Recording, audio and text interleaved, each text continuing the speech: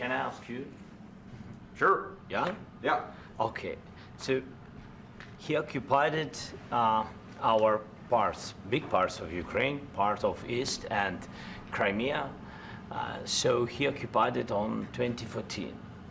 So during a lot of years, so I'm not speaking about just Biden, but those time was Obama, then President Obama, then President Trump, then President Biden, now the President Trump, and God bless, now President Trump will stop him. But during 2014, nobody stopped him. He just occupied and took. He killed people. You know what the contact line? 2015.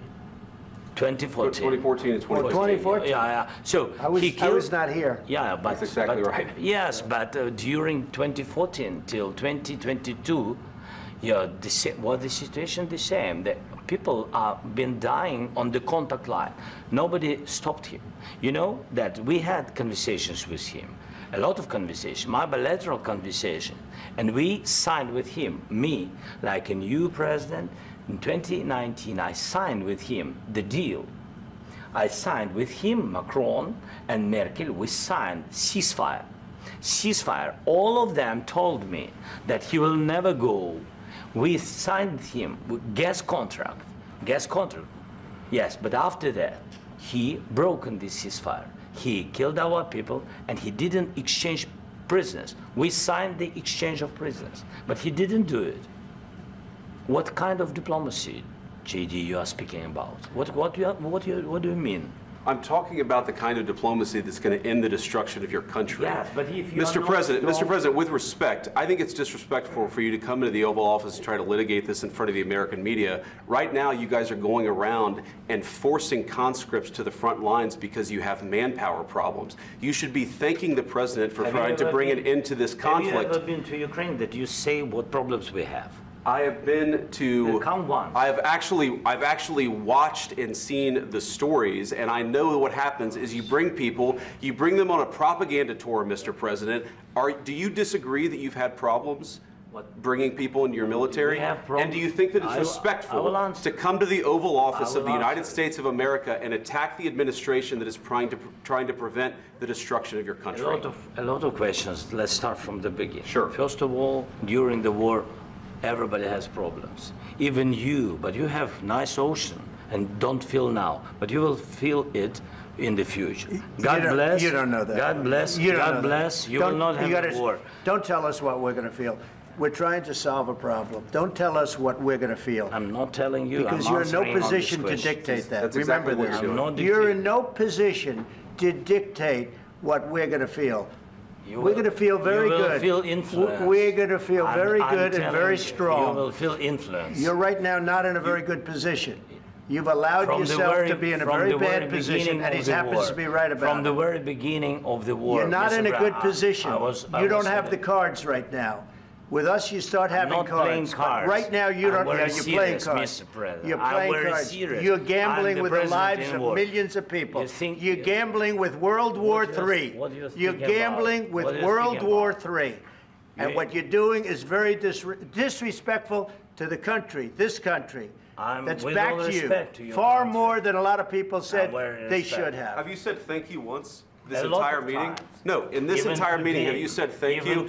You went to Pennsylvania and campaigned for the opposition in October. Offer some words of appreciation for the United States of America and the president who's trying to save your country.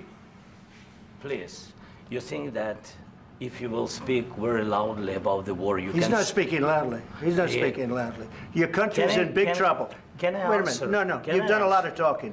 Your country is in big trouble. I know. You're not winning. You're not winning this.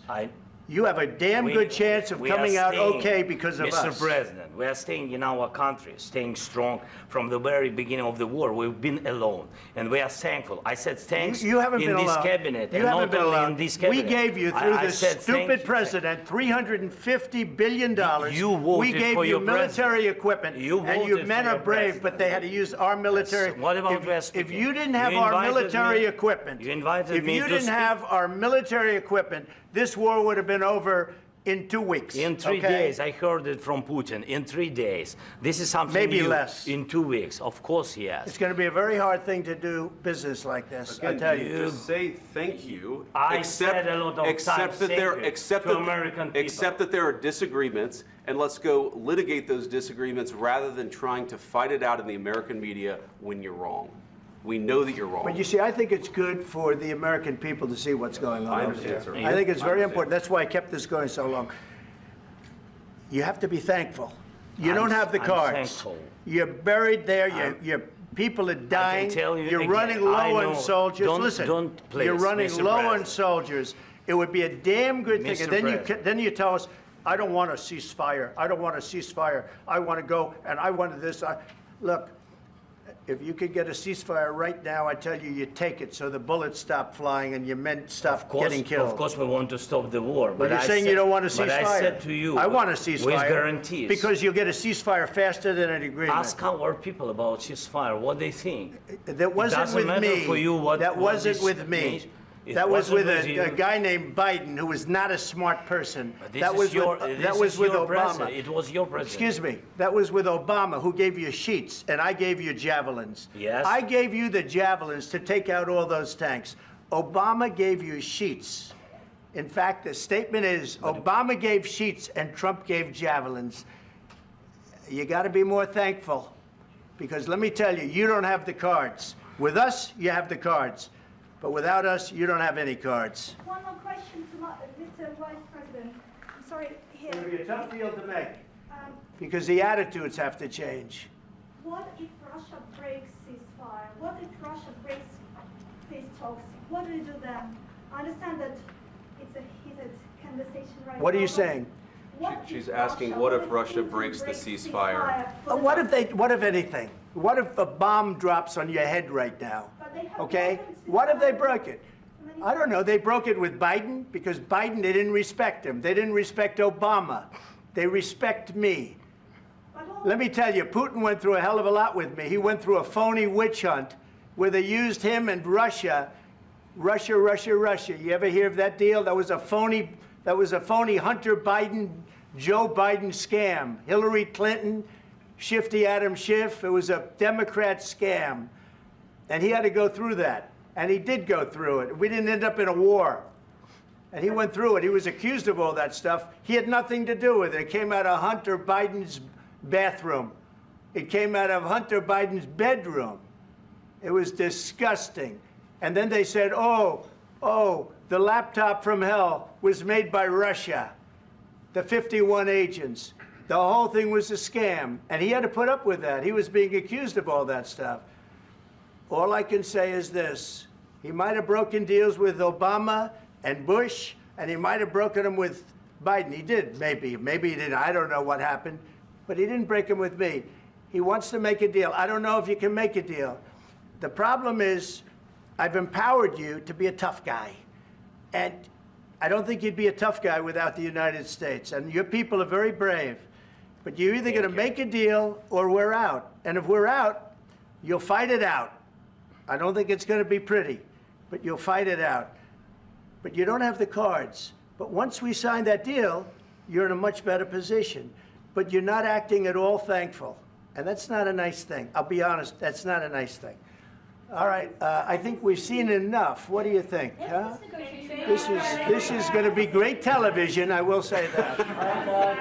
All right. We'll see what we can do about putting it together. Thank you. Guys, let's go. Guys, come on, let's go. We'll see. I don't know. All right, guys. Guys, come on. Please. Hey, come on. Guys, come on.